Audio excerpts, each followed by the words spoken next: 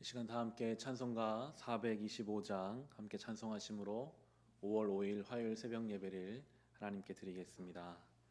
찬송가 425장입니다.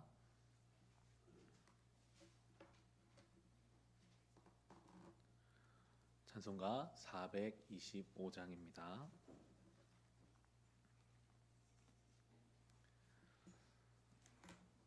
주님의 뜻을 이루소서. 고요한 중에 기다리니 진흙과 같은 날 빚으사 주님의 영상 만드소서. 주님의 뜻을 이루소서. 주님 발 앞에 엎드리니 나의 맘속을 살피시사 눈보다 희게 하옵소서. 주님의 뜻을 이루소서. 병들어 몸이 피곤할 때 권능의 손을 내게 펴사 강건케 하여 주옵소서. 주님의 뜻을 이루소서. 온전히 나를 주장하사 주님과 함께 동행함을 만민이 알게 하옵소서. 3절 하겠습니다. 주님의 뜻을 이루소서. 병들어 몸이 피곤할 때 권능의 손을 내게 펴사 강건케 하여 주옵소서. 주님의 뜻을 이루소서. 온전히 나를 주장하사 주님과 함께 동행함을 만민이 알게 하옵소서. 아멘.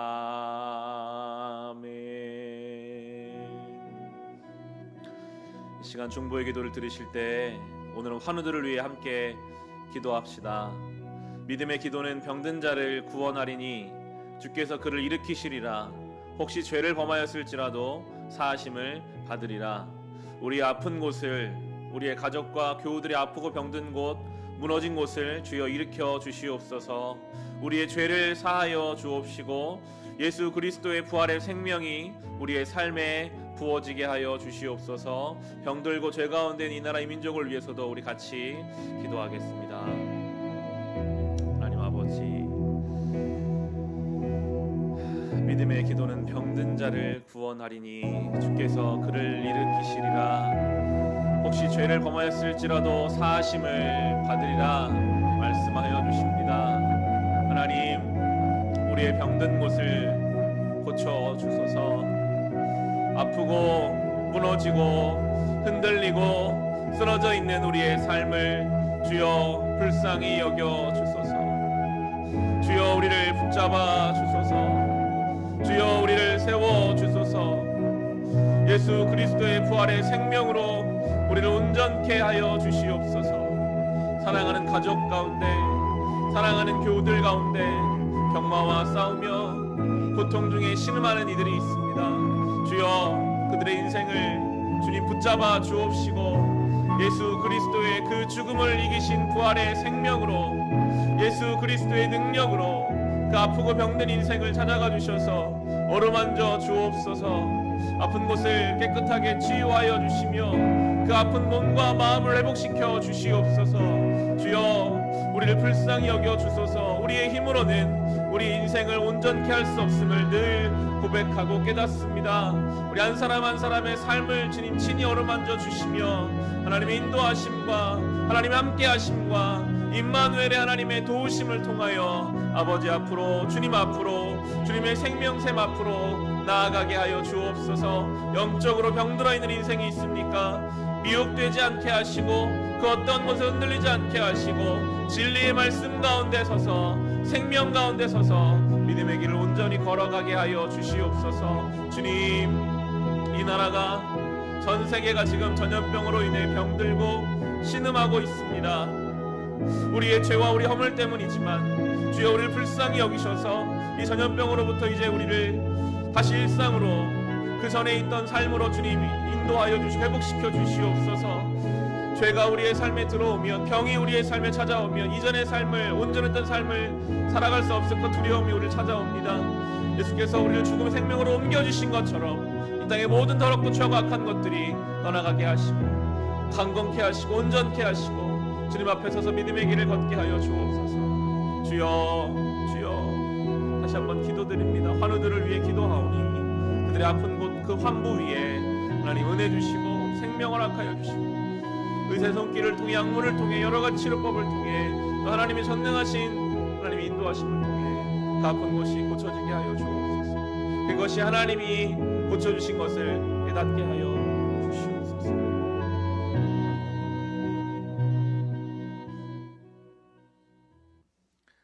믿음의 기도는 병든 자를 구원하리니 주께서 그를 일으키시리라. 혹시 죄를 범하였을지라도 사하심을 받으리라. 주여, 믿음으로 주님 앞에 간구합니다.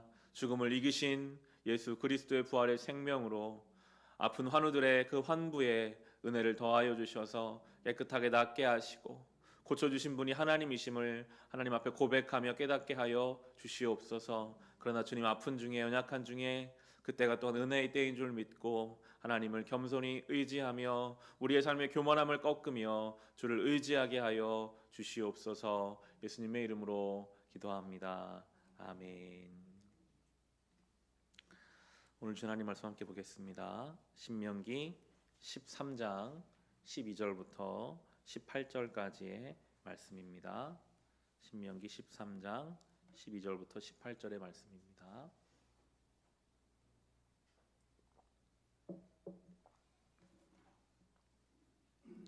오늘 우리가 함께 묵상할 하나님 말씀, 신명기 13장 12절부터 18절까지의 말씀을 우리 함께 읽겠습니다.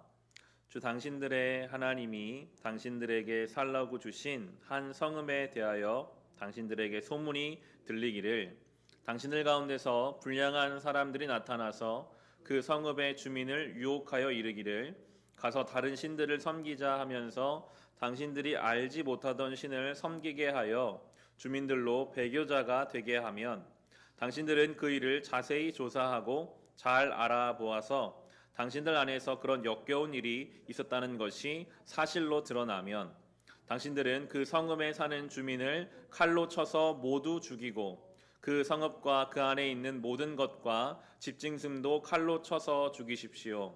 전리품은 모두 거리에 모아놓고 온 성읍과 그 전리품을 함께 불살라서 주 당신들의 하나님께 바치십시오. 그 성읍을 영원한 폐허로 남겨두고 다시는 거기에 성읍을 건축하지 마십시오.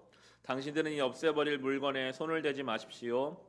그래야 주님께서 분노를 푸시고 당신들을 불쌍하게 여기셔서 당신들의 조상에게 맹세한 대로 자비를 베푸시고 당신들을 번성하게 하여 주실 것입니다. 당신들이 주 당신들의 하나님의 말씀을 듣고 오늘 내가 당신들에게 명하는 모든 명령을 지켜 주 당신들의 하나님 앞에서 정직하게 살면 주 하나님이 당신들에게 자비를 베푸시고 당신들을 번성하게 하여 주실 것입니다. 아멘. 오늘 주신 이 말씀을 진멸의 의미라는 제목으로 함께 나누기를 원합니다. 오늘 본문은 참 무서운 내용입니다. 하나님께서는 배교한 이들이 있는 성읍, 진리를 떠나고 하나님을 배신한 이들이 있는 성읍이 있다면 진멸하라라고 오늘 말씀하고 계십니다. 징계가 아니라 진멸입니다. 오늘 본문의 15절을 보시면요, 당신들은 그 성읍에 사는 주민을 칼로 쳐서 모두 죽이고 그 성읍과 그 안에 있는 모든 것과 집짐승도 칼로 쳐서 죽이십시오. 16절에 전리품 모두 거리에 모아놓고 온 성읍과 그 전리품을 함께 불살라서 주 당신들의 하나님께 바치십시오. 그 성읍을 영원한 폐허로 남겨두고 다시는 거기에 성읍을 건축하지 마십시오. 다 진멸하고 다시는 재건하지 말라라고 말씀하신 하나님의 무서운 저주의 말씀이라고도 할 수 있겠죠. 이 말씀을 우리는 성경 전체의 맥락 속에서 어떻게 해석해 볼 수 있을까요?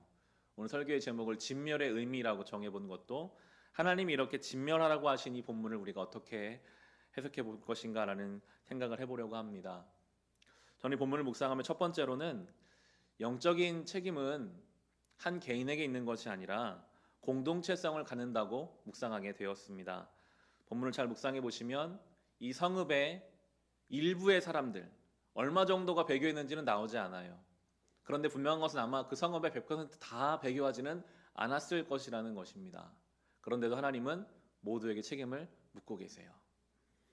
우리가 속한 영적 공동체의 모습에 그 잘못된 것이 있다면 그 책임은 반드시 나에게도 있습니다. 우리는 한국교회에 속해 있지만 쉽게 한국교회를 비난하고 정죄할 때가 많습니다. 우리가 속한 교회에 대해서 비난하고 비판하기도 하고 심지어는 내가 속한 가족 공동체를 속으로 끊임없이 비난하기도 합니다. 그 비난과 정죄 속에서는 나는 의롭다는 생각이 들어있거든요. 참 이상하죠. 내가 속한 공동체인데 거기서 나는 빼고 내가 속한 공동체를 영적으로 비판해요. 한국교회, 내가 속한 교회, 나의 가정, 수많은 공동체에서 그런 성경은 오늘 말합니다. 그 성읍 모두를 다 책임을 물을 것이다. 우리는 나 혼자 깨끗하게 떨어져 있는 별개의 존재가 아닙니다. 늘 내가 속한 공동체의 모습이 나의 모습, 하나님 앞에 나도 그 속에 들어있는 사람인 줄, 한 개인이고 한 죄인인 줄 믿고 눈물로 공동체를 위해 기도하고 돌이키게 하기 위해서 애써야 할 것입니다. 비난하고 정죄하는 것은요, 나를 하나님 앞에 욕되게 하는 것입니다. 하나님은 똑같이 오늘 물으실 거라고 말씀하시기 때문에 우리가 속한 공동체에 대한 책임감을 가지고 하나님 앞에 눈물로 기도하고 회개하는 모습으로 우리는 공동체를 대해야 할 것을 이 본문을 통해 우리가 생각해 볼 수 있고요. 두 번째로는 신앙 안에 있어서는 타협하거나 자기 합리화를 하거나 흐릿한 태도를 가져서는 안 된다라고 묵상하게 되었습니다. 우리는 그럴 때가 많이 있죠. 내가 전부는 그렇지 않지만 내가 사회생활을 해야 하니까, 내가 세상을 살아가야 하니까 끊임없이 타협하고 자기 합리화를 하고 어떤 부분에 있어서는 아주 흐릿한 기준을 가지고 애매한 태도를 가지고 하나님 앞에 나아갈 수 있는데, 오늘 성경은 말하죠. 그것이 얼마나 하나님 앞에 위태로운 죄이고 하나님 앞에서 그것이 얼마나 위험한 것인지 우리에게 말씀해 주고 계십니다. 로마서 12장 2절은 이렇게 우리에게 가르쳐 주시죠. 여러분은 이 시대의 풍조를 본받지 말고 마음을 새롭게 함으로 변화를 받아서 하나님의 선하시고 기뻐하시고 완전하신 뜻이 무엇인지를 분별하도록 하십시오. 이 시대의 풍조가 있죠. 흐름이 있습니다. 나는 어쩔 수 없이 흐름에 딸려갈 수밖에 없는 연약한 존재야. 이것이 아니라 이 시대의 풍조를 본받지 말고 구별하고 분별하고 깨어 있으라고 우리에게 말씀해 주고 계십니다. 오늘 말씀하시죠. 완전히 진멸하라. 다시는 세우지 말라. 우리 안에 분명히 있어요. 하나님 앞에 우리 안에 진멸시켜야 할 죄의 모습이 있고요. 무너뜨리고 다시는 세우지 말아야 할 모습이 있는데도 우리는 회개하고 나서 또다시 그 죄된 모습을 세우고, 하나님은 재건하지 말라고 하셨는데, 완전히 없애라고 하셨는데 싹을 남겨두고 다시 그것을 키워가는 우리 죄된 모습이 있다면 하나님 앞에 분명하게 깨어서 그것을 다 진멸하고 다시는 세우지 말아야 할 것입니다. 마지막으로는 우리가 이런 본문을 묵상할 때 아마도 제 생각에 이런 본문에 형광펜을 막 그어놓고 날마다 묵상하는 성도는 아주 적을 것 같아요. 예수님이 우리를 고쳐주시고 우리에게 복 주시는 내용은 참 우리가 좋아하지만 이러한 본문이 나오면 마음이 딱딱해집니다. 왜 성경에 이런 게 있을까? 내가 믿는 하나님 이런 분이 아니신데 왜 그런 생각을 하게 될까요? 이 본문을 나의 삶에 오늘 적용하면 내가 이 진멸의 대상이 될 수밖에 없다는 것을 우리가 인정하기 때문입니다. 만약에 오늘 저 성전 문 앞에서 하나님의 천사가 들어오는 우리 한 사람 한 사람을, 그 삶을 다 일일이 돌아보시며 한 번이라도 하나님 앞에 배교한 마음, 하나님을 떠난 마음이 있는 즉시 그 사람과 그 가족을 오늘 본문처럼 진멸하신다고 하셨다면 우리 중에 누가 살아남은 사람이 있을 수 있을까요? 그럼에도 오늘 우리가 하나님 앞에 예배 드릴 수 있는 것이 은혜입니다. 죽을 수밖에 없었던, 하나님의 기준으로 따지면 아무도 살아남을 수 없었던 우리를 위해 하나님이 오셨어요. 예수 그리스도가 오셨어요. 그분이 죽으셨어요. 그리고 우리의 생명이 되어 주셨습니다. 그래서 오늘 우리는 새날을 허락받았고 죄인이지만 하나님께 예배드릴 수 있게 되었습니다. 의롭지 않은 우리를 의롭다고 칭해 주셨어요. 그것이 칭의입니다. 새롭지 않은 우리를 새롭다고 말씀해 주십니다. 은혜로 우리를 덮어 주셨습니다. 하나님의 심판은 때가 되면 반드시 임합니다. 오늘 이 본문의 말씀처럼 하나님의 심판은 반드시 임하시겠지만, 그러나 하나님의 심판보다 사랑이 앞서 나가신다는 것, 하나님의 사랑이 먼저, 그 은혜가 먼저 우리에 허락됐다는 것이 가장 큰 하나님의 은혜요 선물임을 고백하게 됩니다. 오늘 하루 이 말씀 묵상하며 살아갑시다. 내가 속한 나의 공동체가 영적으로 어떠한 모습인지, 결코 내가 분리될 수 없기 때문에 내가 속한 공동체를 위해 기도해야 되는 존재임을 깨달으시고, 우리 속에 있는 하나님 앞에 진멸해야 할 죄된 모습이 있다면 다 무너뜨리기를 기도하시고, 무엇보다 죄 있는 우리를 사랑하여 주시고 다시 살아갈 기회를 주신 하나님의 은혜에 감사하며 이 하루를 살아갈 수 있으시기를 주님의 이름으로 축원합니다. 시간 주신 말씀을 가지고 우리 같이 기도합시다. 주님, 이 말씀을 기준으로 하면 우리는 죽을 수밖에 없는 죄인입니다. 그럼에도 주님의 은혜로 우리에게 새 생명 주셨으니 이제 내가 속한 교회, 내가 속한 이 나라, 내가 속한 가정을 위해 눈물로 기도하게 하시고 하나님의 은혜에 감사하는 삶을 살아가게 하시고, 내 안에 진멸돼야 할 죄된 모습들, 죄된 싹들을 남기지 않고 다 무너뜨리게 하여 주시옵소서. 받은 말씀을 가지고 또 여러분 개인의 기도 제목으로 함께 기도하겠습니다. 하나님 아버지, 이 연약한 죄인, 하나님의 기준 앞에 서면 아무것도 내세울 것이 없는 연약한 죄인입니다. 그럼에도 자기 의에 취해서 내가 속한 이 한국교회를 끊임없이 비난하고 정죄했고, 내가 속한 교회, 내가 속한 가정에, 내 가정의 사람들까지도 마음으로 비난하고 정죄했던 이 연약하고 우둔한 존재임을 주님 깨닫게 하십니다. 나의 책임입니다. 나의 모습입니다. 나의 죄입니다. 주여, 이제 주님 앞에 애통하며 눈물로 공동체를 위해 기도해도 부족한 이 인생이 얼마나 자기에 취해 살았는지 깨닫게 하시니 감사합니다.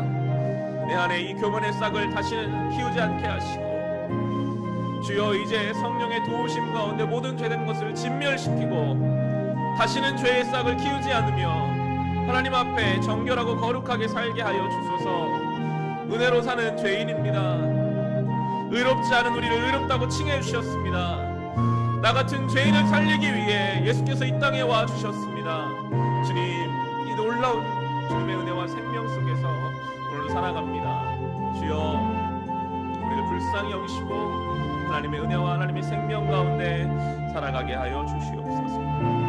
개인의 기도 제목으로 오늘도 주님 앞에 기도합니다. 주님, 모든 가정을 돌보아 주셔서 매우 어린이날인데 사랑하는 어린 자녀들이 많은 복을 받으며 많은 사랑을 받으며 특별히 하나님의 사랑을 받으며 자라나게 하여 주옵소서. 어린 자녀들을 위해 기도하는 기도 제목들이 소유가 아니라 그들의 존재를 향한 기도가 가정마다 넘치게 하여 주옵소서. 하나님의 사람으로 자라게 하시고 하나님의 은혜가 모든 가정의 자녀들에게 임하게 하여 주옵소서.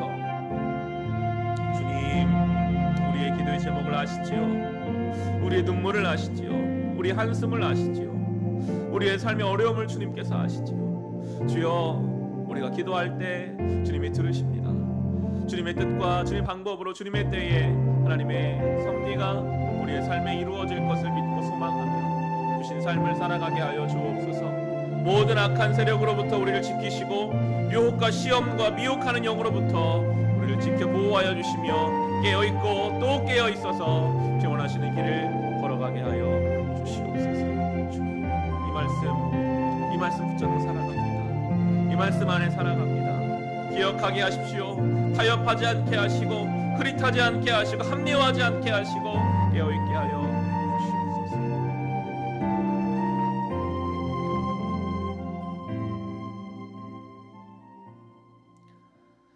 하나님 아버지, 오늘 이 말씀으로 하루를 시작하게 하시니 감사합니다. 우리 안에 하나님 보시 합당하지 않은 것들을 다 진멸하게 하시고 다시는 세우지 않도록 은혜 베풀어 주옵소서. 그러나 주님, 우리는 죄된 본성 가운데 살아서 하나님의 기준에 전혀 도달하지 못하는 죄인입니다. 이런 우리를 위해 이 땅에 오신 예수님을 생각하며 늘 감사하는 마음으로, 겸손한 마음으로 우리가 속한 공동체를 위해 기도하며 섬기는 자가 되게 하여 주옵소서. 주여, 우리의 개인의 기도 제목을 아십니다. 날마다 올려드리는 기도의 제목 가운데 응답하여 주시되 하나님의 때에 하나님 방법으로 하나님의 손길이 우리 가운데 일하실 것을 믿고 믿음으로 소망하며 기다리는 우리가 되게 하여 주옵소서. 이 하루를 살아가는 동안 주여 우리를 지켜주셔서 유혹과 시험과 모든 미혹으로부터 질병으로부터 지켜 보호하여 주옵소서. 예수님의 이름으로 기도합니다.